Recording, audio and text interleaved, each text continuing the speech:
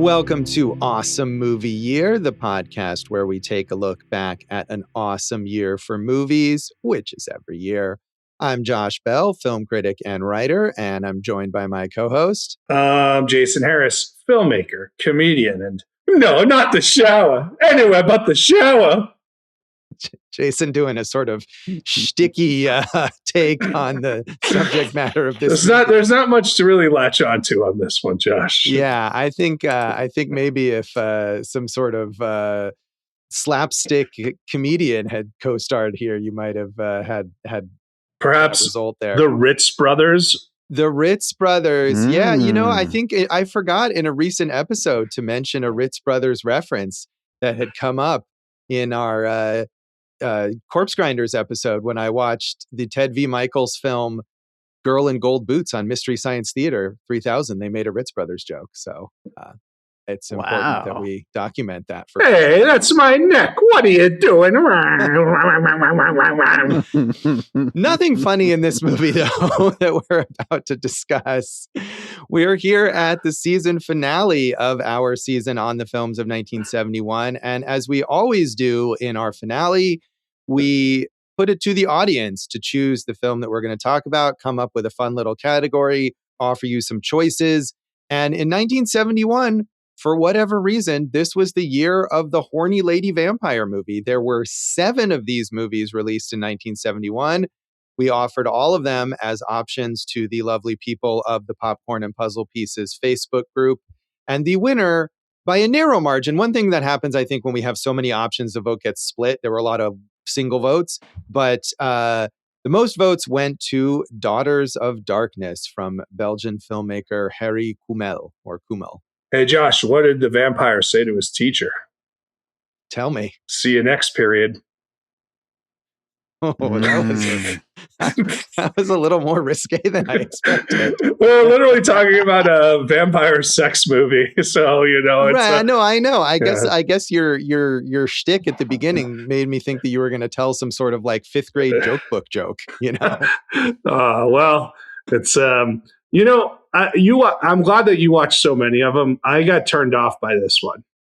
Yeah, I mean, and that's fair. Weirdly, like, it didn't surprise me that this was the winner because of all these movies. This is the one that is considered sort of a genuine, like, filmic achievement, cinematic achievement. Let's say the first time I saw this movie, I watched it on the Criterion Channel, and not that these other movies don't have their fans, certainly, as we saw in the response to our poll. But if I had to guess before we started this, which movie will win, this is the one I think that I would have guessed. So on the other hand, I'm kind of with you, Jason. I did watch all 7 of these movies. I had seen 4 of them already, but I rewatched, of course, Daughters of Darkness and watched the other ones that I had not seen before. And I did a little ranking. If you go to my Letterboxd, Signal Bleed on Letterboxd, you can see the horny lady vampire movies of 1971 ranked. And this came out at number 6 of 7 for me. So yeah. I'm not a huge fan either. Yeah, I mean, not knowing all these, I would have gone with Vampiros Lesbos because there's 2 things I like. It's Lesbos and words that I don't pronounce normally. Yeah. I will say Vampiros Lesbos comes in at the bottom of my list there. Dang, what's the top? My personal favorite is The Velvet Vampire, which, although caveat, is the one that I have seen the least recently. But I thought that one was a lot of fun. It's a little goofy. Stephanie Rothman, who's an exploitation director who worked with Roger Corman. And the only movie I've ever seen with a vampire who drives a dune buggy. So I kind of like that. The other options that we had on the table were Twins of Evil, Countess Dracula, Lust for a Vampire, and The Shiver of the Vampires. So many options. And I will say, if you are a fan of lady vampires, lesbianism, boobs, fog, The Color Red, psychedelic rock, these movies are worth checking out. Yeah, this one, little lesbianism, little boobs, but lots of fog and lots of rocks. Yeah. So, I meant rock music, but that's true. That's also here. Really, if you put it in order what people want from these movies, fog and rocks takes precedent over boobs and lesbianism. Yeah, well, there's more. I think that's in a way why this movie is maybe considered more, I don't know if it's more highbrow, it's a little artsier than the rest of these movies. And so we do still have plenty of sex and nudity in this movie and lesbianism, but it's maybe played a little less titillating and a little more chilly, maybe we could say. Vampires, often reside in chilly places, so that makes sense. Yeah, I mean, sort of detached, I guess, is what I'm saying here. Vampires will detach your head from your body if they bite your head off, so that makes sense. That's not what vampires don't behead people. You have to behead the vampire in order to kill it. Yeah, that's true. Or you could just stab it in the heart.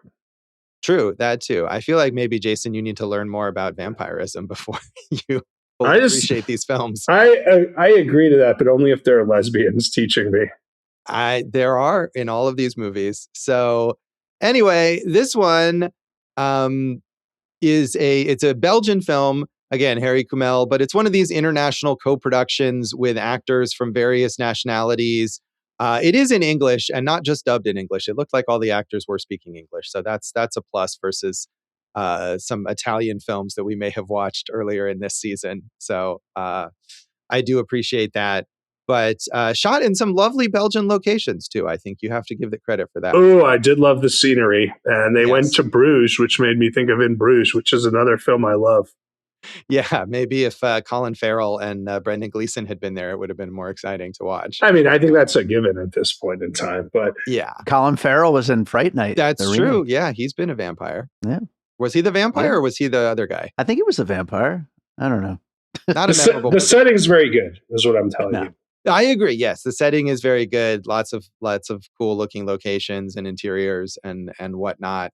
So I could not find box office for this. It had a $750,000 budget.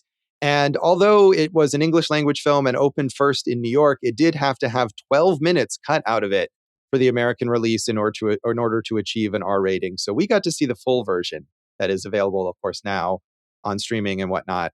But maybe Jason would have appreciated 12 fewer. Although the 12 minutes that were cut were probably all the boobs and lesbianism. So maybe not.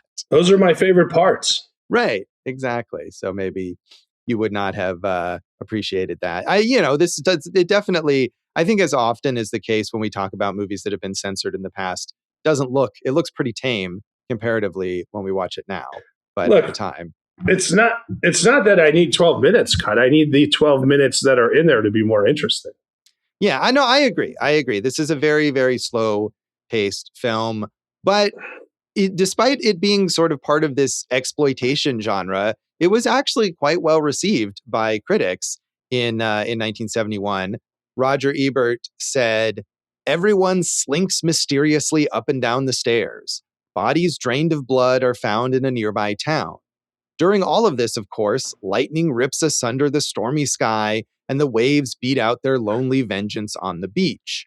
All of this makes Daughters of Darkness a fairly stylish adult vampire movie, and Delphine Seyrig is a most satisfactory vampire. The movie ends on a note of divine retribution, which is always nice in this sort of enterprise. The moral is never take on a vampire with a car if all you've got is a bicycle."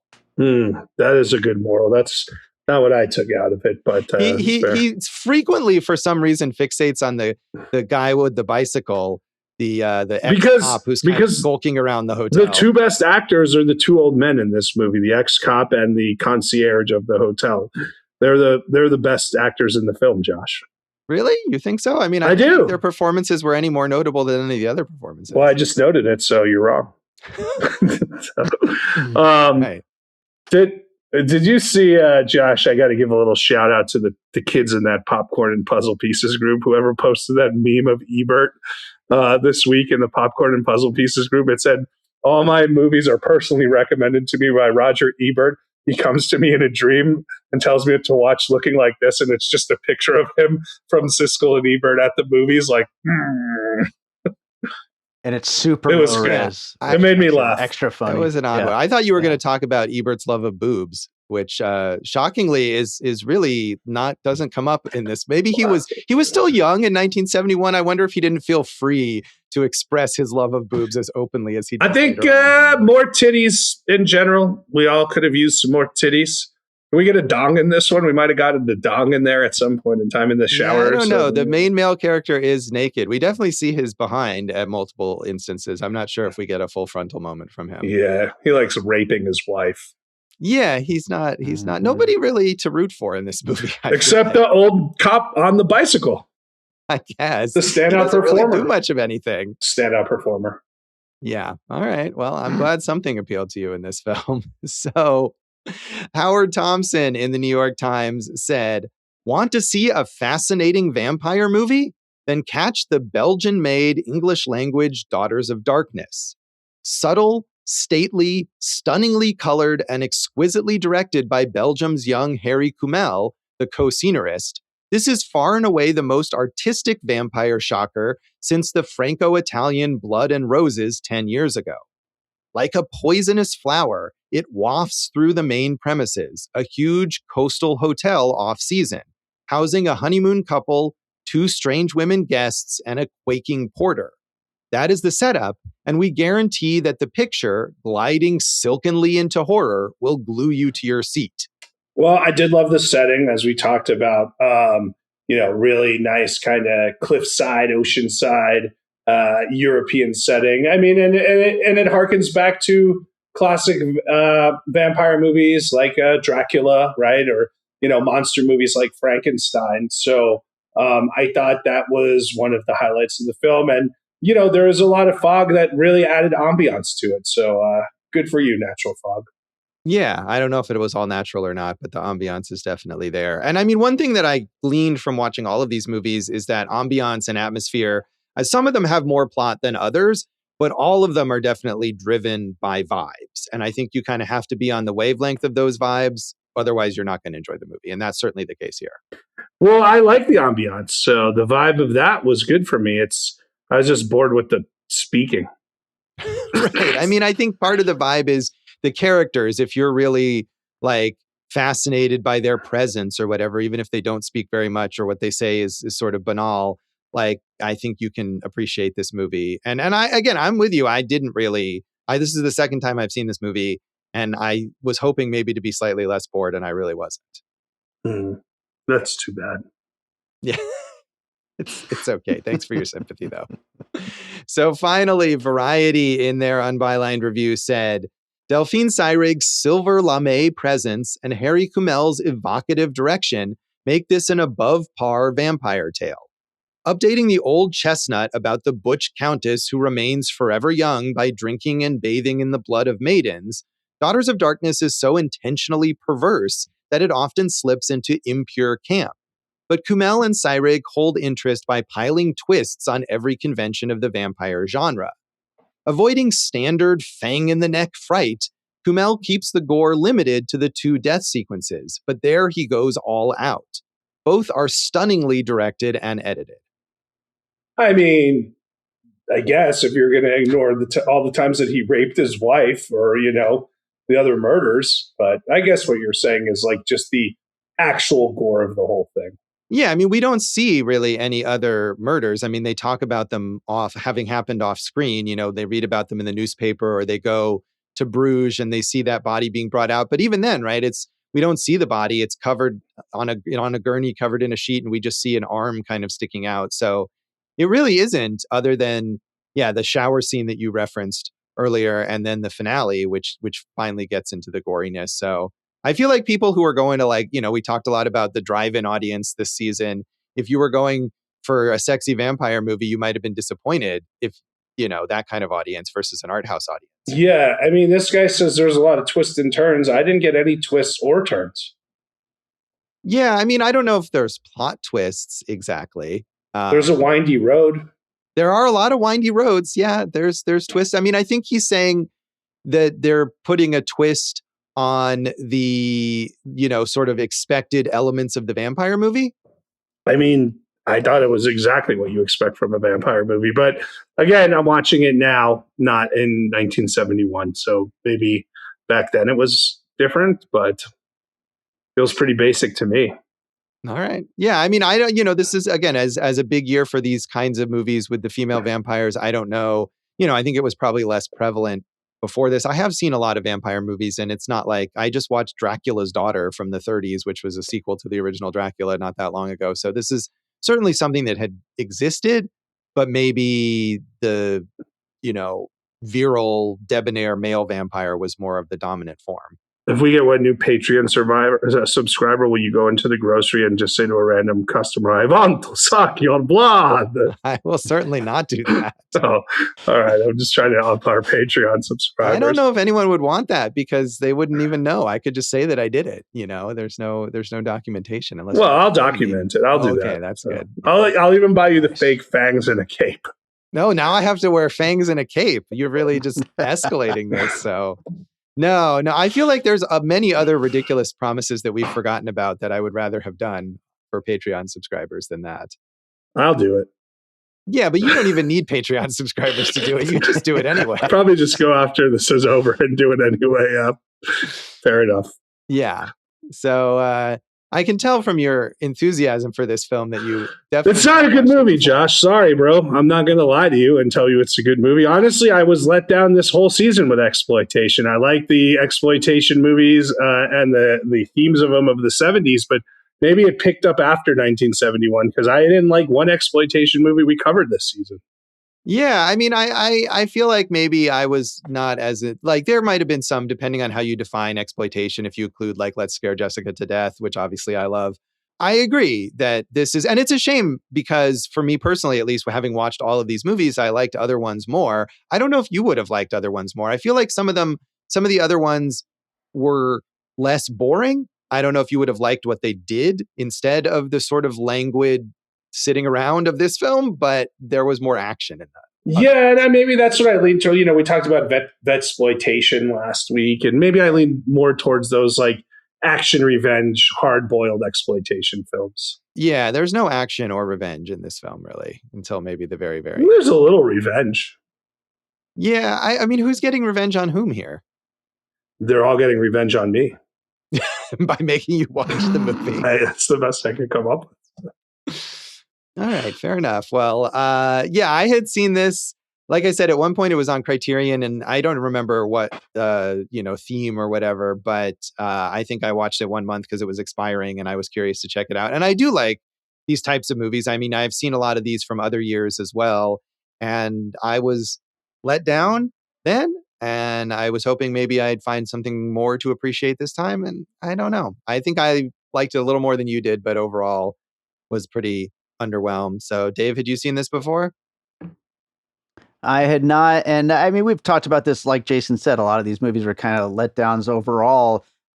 These movies are always better in theory than when you actually sit down to watch them, it seems like. And yeah, I hadn't seen it, and I love the idea of watching more of them, but I don't know. I probably... Yeah, I mean, and to be fair, again, this is an acclaimed movie, not only at the time, but a movie that has quite a reputation. And at least one person in that Popcorn and Puzzle Pieces group, when we put up the poll, named this as a favorite movie overall.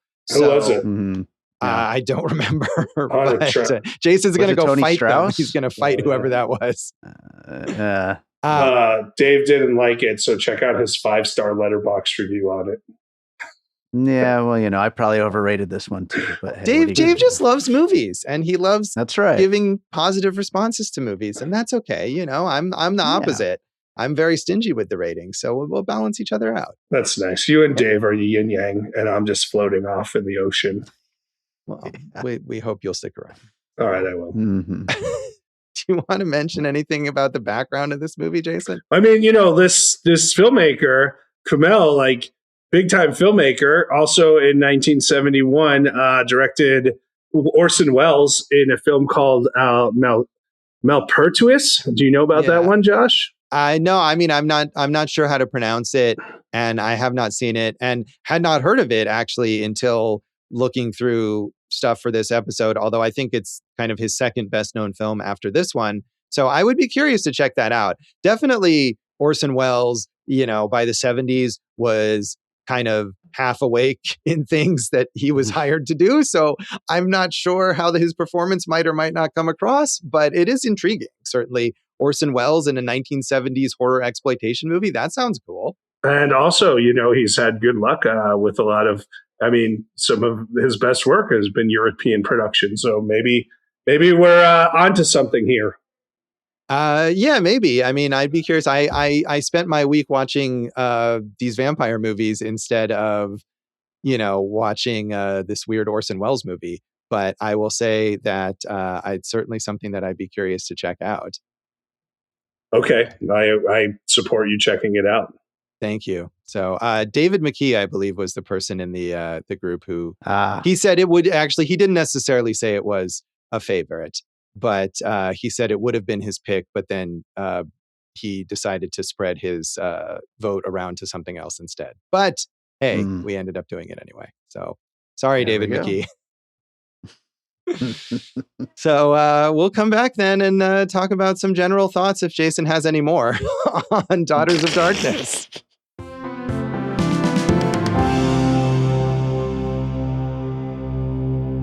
Welcome back to Awesome Movie Year. In this finale of our season on the films of 1971, we are talking about audience choice pick Daughters of Darkness, and Jason did not agree with our audience at all. No, audience, you really let us down on this one, but I haven't seen the 6 others, so maybe you didn't let us down at all.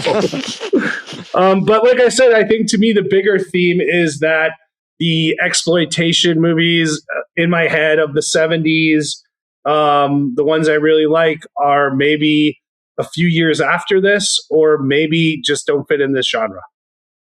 Yeah, I mean, again, I feel like maybe you would have enjoyed some of these other ones more, not all of them, but the Hammer ones, certainly Twins of Evil and Lust for a Vampire and Countess Dracula are more plot heavy and perhaps a little more deliberately titillating than this movie. I mean, this movie features a lot of nudity and a lot of sex, but it seems like it's going out of its way to not be sexy in a way.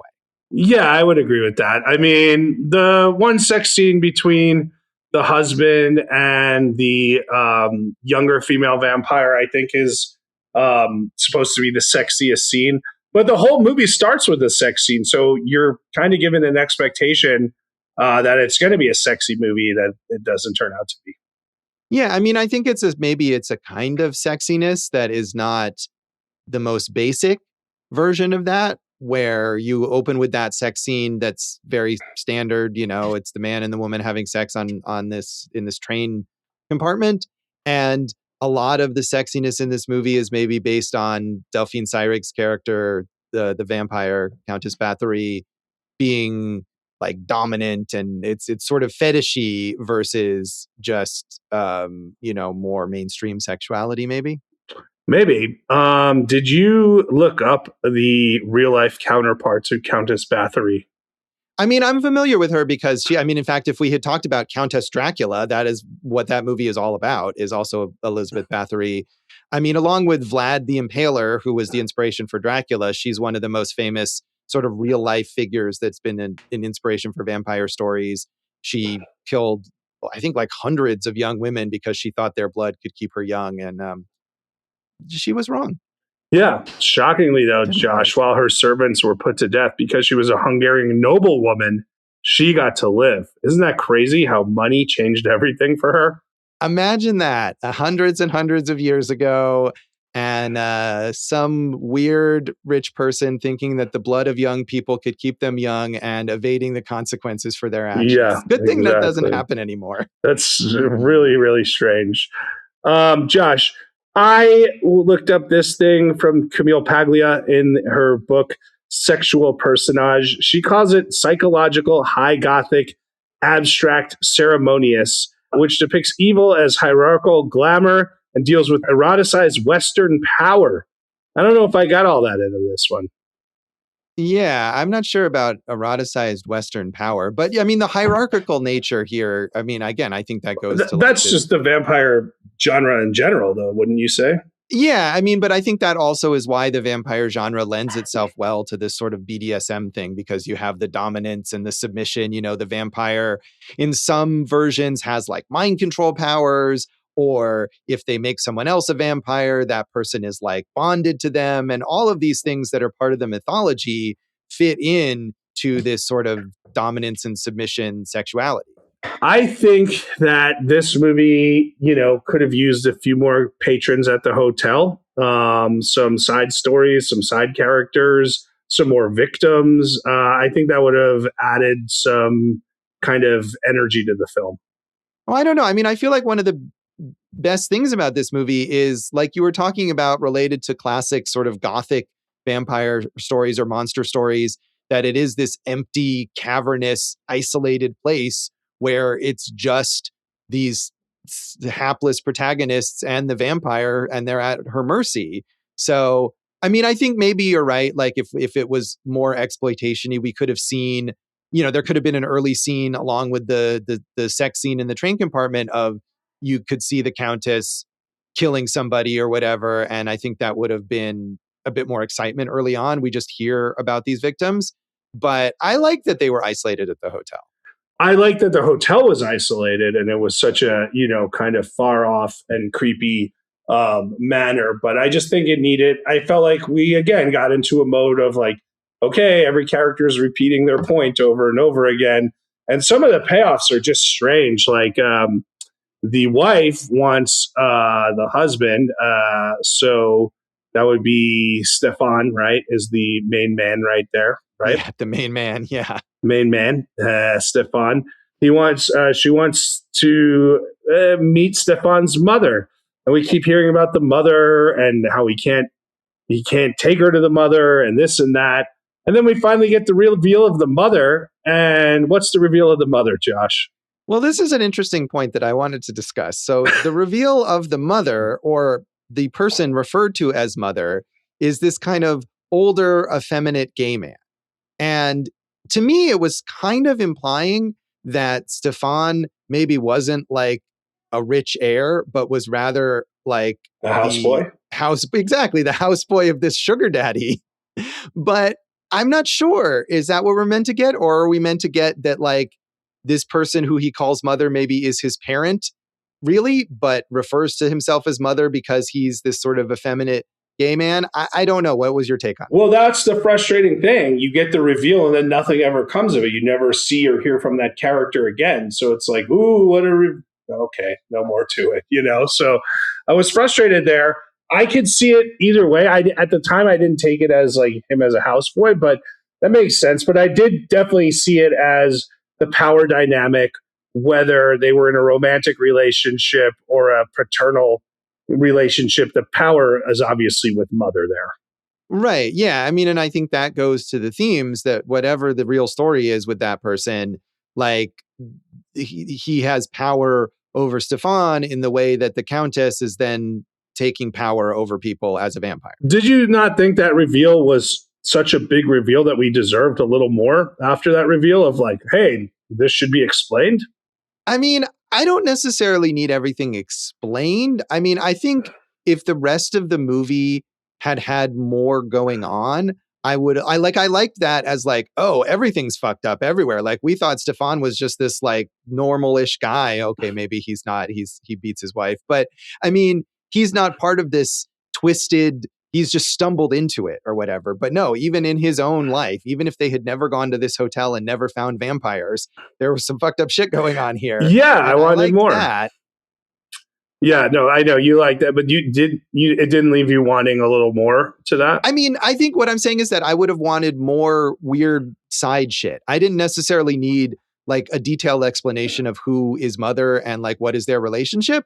Although I was a bit confused. Like, again, I was speculating in my mind about it. But I think that was an example of something where it's like, oh, we're making this phone call. And leading up to it, we have this whole bit where he keeps telling the concierge, like, pretend that you can't reach mother. And, so that's kind of going on. You're like, all right. And suddenly like, whoa, this weird thing happened. And I think if there had been more moments of weird things happening and fewer moments of just like people staring at nothing, that would have been better. Yeah, I agree with you. I mean, on the same point, the young female vampire, you don't really get anything from her except that she's either trying to bite a neck or bang you. And I get it. I mean, that's kind of vampires things, really. Right, I get it. Two things encompass like 90% of being a vampire. No, I get that. But did you think that we could have used that extra 10% to give us a little background on that, or who she is, why she is, or all that? Yeah, maybe. I mean, I think you can infer again, especially because the Countess is now obviously trying to recruit the main female character, Valerie, to be her new servant / lover / whatever. That's what Alona has been, the other vampire character, and she's losing out on that and is trying to figure out how to retain her position. So, I mean, I feel like that's all fairly understood. Well, I'm a dumb idiot. I mean, did you not get that? No, of course I got it, but Okay. it's just like she's there. She doesn't do much. She tries to bite your neck. She bangs the dude, then she's dead. I mean, that does summarize her story. Her journey, the character's journey. And I did wonder about, because I've seen so many vampire movies, about some of the vampire mythology here, because you mentioned the scene where Alona gets killed. It's remarkably easy to kill her. Like the guy, Stefan, it really is an accident. It's not even one of those things where he's like, oh no, wait, it was an accident. Like, it really is. They're kind of struggling in the bathroom and she falls on this straight razor and gets stabbed by it, like in the side, and she's just bleeding a little and she's dead. I mean, the whole thing about vampires is that they're hard to kill. Well, I mean, she couldn't go in the shower also, right? Right. It made it seem like the shower was, for lack of a better comparison, melting her or, destroying her in the Wicked Witch of the West style, right? Well, was it? I thought it was because don't they mention at one point that vampires are afraid of running water? So I thought that was more just that she was like that's a common vampire mythology thing. Yeah. So I thought that was just kind of what it was, that she was just afraid of it. All right. Well, maybe you're right there. I don't know. But yeah, that sequence, takes a lot. It's an homage to Psycho, I'd say, and it takes a lot from Psycho there. But here's my issue, right? We have this beautiful sprawling setting, craggy rocks, ocean crashing waves, right? So Alona's dead, and they literally take her out to the craggy rocks, and instead of just throwing her in the ocean, they fucking dig a grave for her. That's not a good plan. Well, I mean, if they threw her in the ocean, she would just float. Would she? Do vampires float, Josh? Do we know their buoyancy? I mean, why wouldn't they float? I mean, I just think you wrap her up, you throw her in the ocean, you let the tide take her away.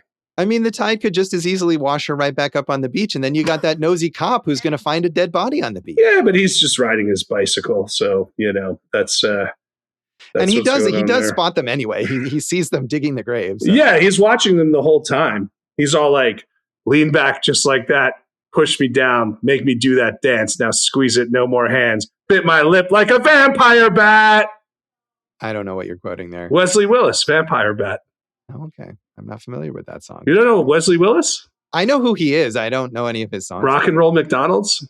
It's not going to help if you just name Rock on London. Name other songs. Rock on Chicago. I don't know any of them. Okay. Anyway, this movie could use more Wesley Willis. Yeah, I don't know if Wesley Willis was around at the time of this movie. I mean, he was around, but he wasn't performing, perhaps. Possibly, I don't know. But so they take this kind of, the other thing that really didn't work for me was Valerie's leaving Stefan because because he beat her. That didn't work for you? No, I didn't. You didn't let me finish because he's a wife beating rapist, is what I was saying. Yes. So he leaves, and then the Countess is like, you shouldn't leave. There's more stuff we can work out with Stefan. But so it wasn't clear that she was trying to get her to stay, but not stay with Stefan, which, I think I understand she was trying to get her under her power, but I don't think it was clear if, that was the intention. But also she's like, you should stay with your husband. It was a little murky on that, I thought. I mean, I think she's just trying to persuade her. I mean, you see that when the concierge tells her, oh yeah, Valerie left and she's getting on a train, suddenly the Countess is desperate, and we haven't seen her that way. And she's running toward the train station to catch her. She just is so fixated on this woman that she will do anything or say anything to get her to stay.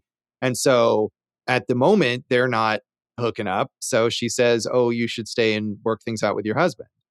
Mm. No. Dave, do you have any thoughts on this movie? The music rocks. Yeah. Same composer as Le Samurai, by the way. All right. Yeah, but no, I love the music. I love the style. I love how everything looks. I love the location, and it's just boring as fuck. Yeah, yeah. Nonstop. On Letterboxd, go for Jason. Shout out Venezuela. I said this is one of those that dies on the page. Like no complaints on performances, beautiful setting, good score. Maybe creates a mood, but like it should have never gone into production with this as the script. I mean, and like I agree that it is boring, and I feel like though on the other hand, there's movies like this that could cast just a mood. And I feel like these kinds of vampire movies often do that and can do that well. And I would be okay with that, to be able to come out of one of these movies and say the story wasn't interesting or it didn't make sense. And I didn't care because it was so evocative and all the things that you just named, Jason, the performances and the score and the setting, the costumes also in this movie, everything visually here could be captivating, but it just wasn't. And I think on the one hand, I wouldn't single out those performances that you mentioned, but on the other hand, I wouldn't say that the performances overall in this movie were particularly compelling. And I think you need that. Yeah. So who did you like in there? I mean, Delphine Seyrig is fine. Like, I think she has an alluring presence, but I think you need to be a lot more drawn in. You need to feel like the characters do, that you're being seduced by this vampire. I agree that it didn't have the charisma of your classic Dracula or whatever. Do you think had that character been chopping chicken for 3 hours, you would have been more into it? It's interesting that we are talking about Delphine Seyrig again. Jason is alluding to the fact that she is the star of Chantal Akerman's Jeanne Dielman, which we've talked about, which I would speculate we all gave a higher rating than this film. Oh yeah, I definitely did. And I mean, is a movie that is notably boring on purpose. That's right. Part That's of the structure of that yeah. film is to lull you into this boredom.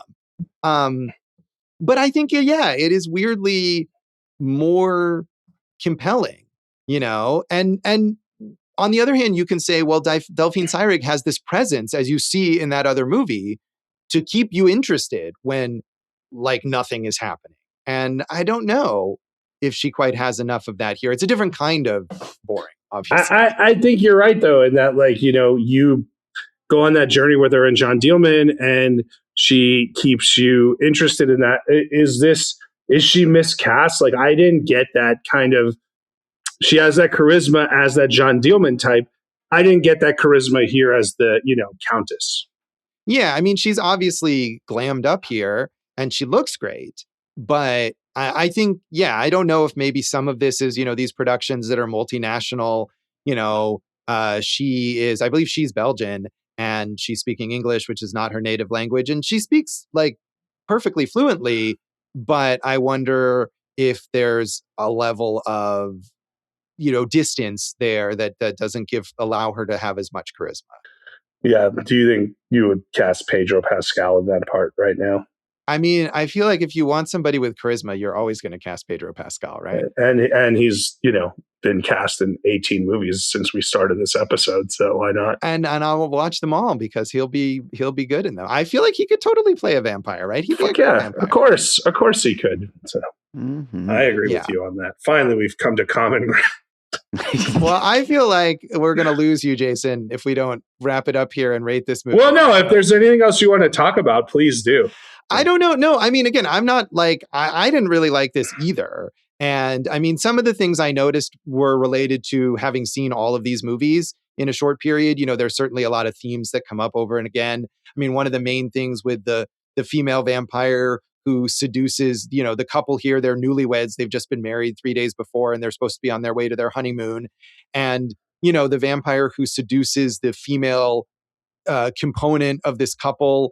Jean Rollins' Shiver of the Vampires, rather, which was one of our choices that I watched this week, has a very, very similar plot. You've got a newlywed couple and they go to this isolated location as they're on their way to their honeymoon, and they encounter this female vampire and she seduces the wife. I mean, it's very similar, and it's also very slow and atmospheric. So what did you rate? What on your list? Because did you watch all 7 or? Yeah, well, I have watched all 7. Like I said, some I watched a while ago, like Velvet Vampire, but I watched all the ones that I had never seen. So yes, I have watched. Where would you have put that one? I put that above this at number 5. So it's got more. I mean, it is also kind of slow and atmospheric, but it's got more weirdness, and it's got a great, it's got psychedelic rock on the score, and it does, let's be honest, it has more boobs. So, that counts for something. Now you're talking. Jason, do you want to rate this out of 5 boobs? You're always into this body mutilation stuff, Josh. So we could rate it out of 5 rocks. 5 craggy rocks. Yeah. 5 craggy rocks. How's that? I don't think it's 2 craggy rocks from this guy. It needed so many more craggy rocks to make this thing worth my time. My big takeaway is 1971, maybe a big year for exploitation, but not a big year for exploit Jason. Oh, exploit Jason, a new genre that we're excited to look into. I think so. I give it a 2.5 craggy rocks out of 5. I counted a little bit more for the atmosphere maybe than you did, but yeah, it's a disappointment to me twice now. So Dave, how do you rate this? So I was going to go with 2.5, but I actually bumped it to 3 for a reason that we haven't talked about yet, and that is the very final scene where she crashes the car, flies through the windshield, lands on a wooden stake, the car explodes, and the fire goes up the stake and burns her. That was great. Dude, I agree. The last 3 minutes were really good. I wish the whole movie was like the last 3 minutes.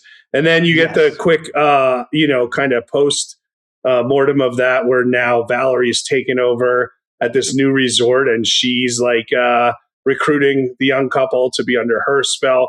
I really did think that was so far and away better than the rest of the film. Yeah. It's interesting because a lot of the commentary that I see on this film is the opposite, that people love it except for the ending, because if they love the slowness and the atmosphere and then suddenly the ending, it is very rushed. I think even if you think it's cool, it is all of a sudden. And I thought it was a little silly the way they're driving the car, right? They're trying to outrace the sunrise. I was like, did you not know, you've been a vampire how long and you didn't know what time to leave in order to, or maybe pull over somewhere or something. And then they turn around a corner and all of a sudden the sun's there and they crash. And that was a little silly. I mean, I think you just came up with a good idea for a vampire movie, First Day Vampire. It'd be a very short movie. But, it is I understand why you guys would especially, and I like that part too, because something is happening. You're like, oh, hey, interesting. And that final scene, Jason, one thing that I noticed we could talk about here, I guess a little another ambiguous thing. You say Valerie is now, the vampire and she's seducing this other young couple at a resort. But when you hear her speak, it's Delphine Seyrig's voice. That's true. So is she possessed by the Countess? I don't know. I mean, are we to just assume that Delphine Seyrig, because of the, impaling, is dead? Is there more than meets the eye, with Mother? I don't know, Josh. I don't know. Yeah, I mean, I think part of it is because they don't really give you the rules of vampire mythology here. And in some vampire stories, in fact, and I think, I can't remember which one it was. They were all running together. But in one of the ones I watched this week, the vampires talk about how they can just transfer their spirits into new bodies. So perhaps that is what is going on there, but we don't know because then it's over. 3 minutes. Much like this segment. So we'll come back and talk about the legacy of Daughters of Darkness.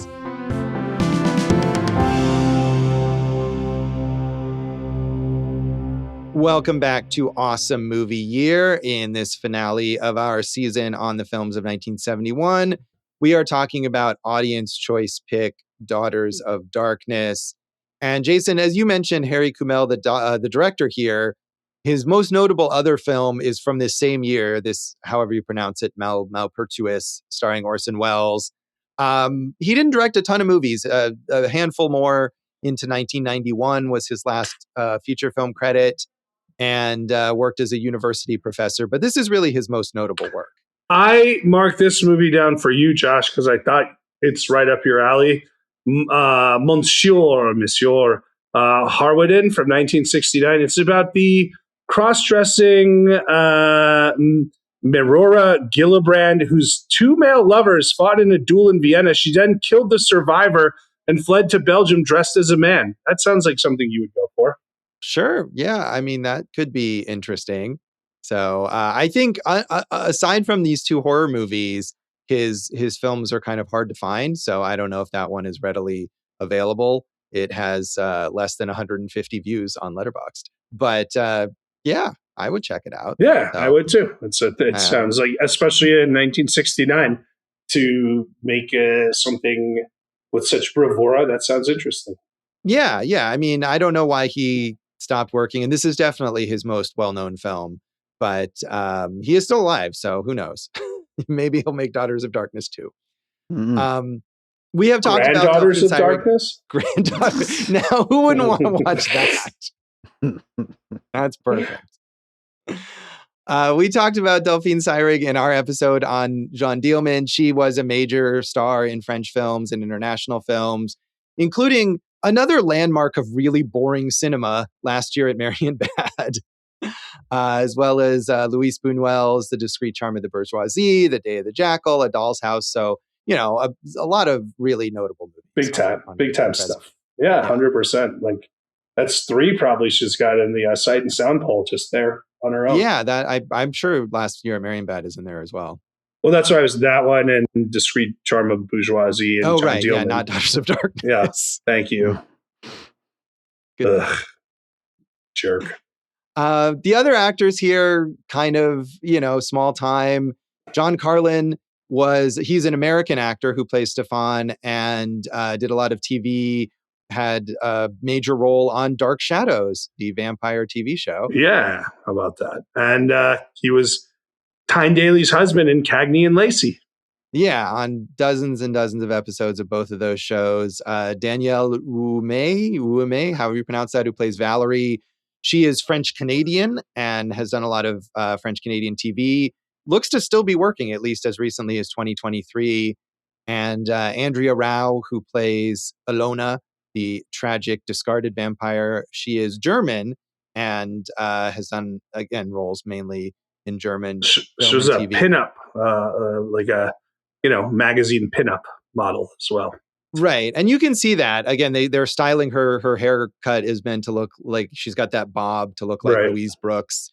And Delphine Seyrig kind of looks like Marlene Dietrich, two famous bisexual old Hollywood icons. Josh, do you have the issue of Penthouse that she was in? Andrea Rau? No, I think that might be. It's probably a collector's item. Before you started. To buy now. Yeah. I don't think so. Fons Rademakers, who played Mother, directed 11 films, including The Assault, which won the Best Foreign Film Oscar in 1986. And he also directed The Village on the River, which was nominated in 1959 for Best Foreign Film. All right. Yeah. Interesting. Tell your children not to walk my way. I've not heard of those films, though. I feel like Glenn Danzig has got it. Like, this is the kind of movie that Glenn Danzig and Rob Zombie love. Yeah, well, I think Rob Zombie's song was, I actually marked it down, the song Demonoid Phenomenon from Hellbilly Deluxe samples the movie heavily. Yeah, I don't know that song, but certainly, like, one thing about watching old horror movies is that every so often you'll watch one and someone will say a line and it's like, oh, that was in a Rob Zombie or a White Zombie song. It's very common. I definitely, at one point, I mentioned Jean Rollin, who directed Shiver of the Vampires. That was part of our poll. The first movie of his I've seen is The Living Dead Girl, which of course is the title of a Rob Zombie song. And I think after I watched that, I went on Letterboxd and did find a list of every movie referenced in Rob Zombie and White Zombie songs. So nice. When there's your watch list, when there's a demonoid phenomenon, you know what you got to watch out for? Vampire bats. Mm-hmm. Yeah. Too bad that Wesley Willis and Rob Zombie never collaborate. That was a missed opportunity for culture. Jason, do you have any favorite female vampire movies? Ooh, I mean, I watched, when I think of female vampires, I think of True Blood, which I watched for a long time, and then it just became unwatchable. And I'm surprised they haven't rebooted it, but I think they did reboot it. But Surprised they haven't rebooted it, Josh. What are your favorites? I did. See, this is something that I prepared. So I know, Jason, that you're a big Park Chan-wook fan. I don't know if you've seen Thirst, his vampire movie, but ooh, that sounds good. Yeah, I like that a lot. Let the Right One In, of course, and the remake Let Me In, both of them very good. Byzantium, which is a kind of underrated Neil Jordan movie with Saoirse Ronan and Gemma Arterton as vampires, that's very sexy and fun.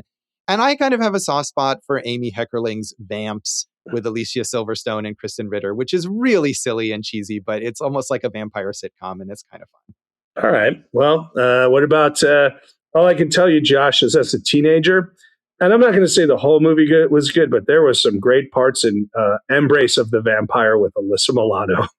I haven't seen that one, but I mean, I like vampire exploitation, so maybe I should see that one. Was she she was the vampire in that one? There's a lot going on, Josh. You just got to watch for yourself and figure it out, because I can't. Surprised you didn't mention Buffy. Well, Buffy is not a vampire. She's a vampire slayer, I know. Yeah, the main like notable vampires on that show are all male. I mean, there were female. Drusilla, Juliette Landau played Drusilla. She was, an important character there, but most of the ongoing vampire characters on that show are men. What about it, Dave? Any faves? Would Life Force count? The Tobe Hooper movie? It's like a space vampire, but she could have been in one of these movies, that's for sure. Yeah, why not? I mean, I feel like it's all on a, you talk about like a succubus or whatever, or, that made me think of like Species. I mean, she's not a vampire, but it's got some of the same mix of sexiness and monstrousness and stealing people's life forces and that kind of stuff. Hey, I got another pitch for our budding film career, Josh. Succubus, where they're all in a bus with vampires. I'm pretty sure Succubus is an ongoing gonzo porn series already. I mean, is that true? I don't know, but it should be. It definitely should be. So, what could happen on that bus? You can guess. I think we got to wrap this up, man. That's Daughters of Darkness. That is this episode and this season of Awesome Movie Year. You can suck our blood online and on social media. I'm so glad you said blood there. I know. I was like, Josh, I didn't expect that from you. We want to suck your blood. See how easy it is at the grocery.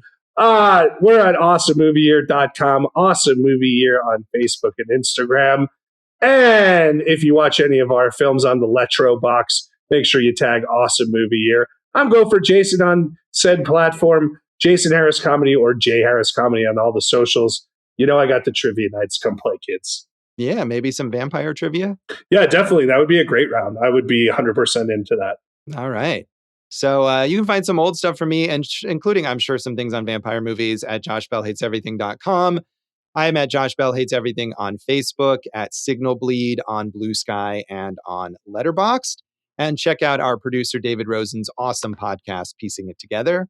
Check out Piecing It Together wherever you listen to podcasts. Follow us on social media at Piecing Pod, and join our Facebook group, Popcorn and Puzzle Pieces, where everyone was voting for this poll and where we will be doing another poll next year. Everyone voted.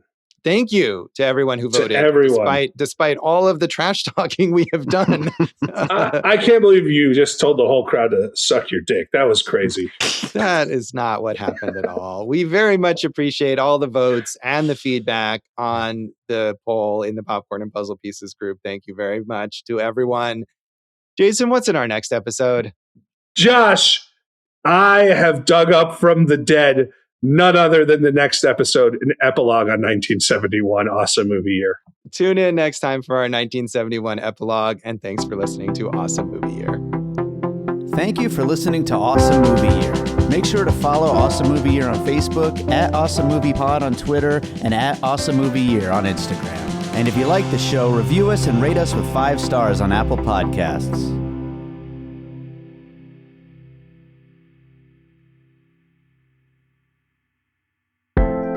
An All Points West production, produced by David Rosen in Las Vegas. Jason, what's in our next episode? Josh, well, I mean, there's 2 ways we can go about this, Josh. We have bonus episodes that will be coming, and we got a new season coming. What do you want to talk about, Josh? Well, What I want to talk about is the next episode, which is neither of those things, but rather the epilogue to this 1971 season. All right. Oh, yeah, that too.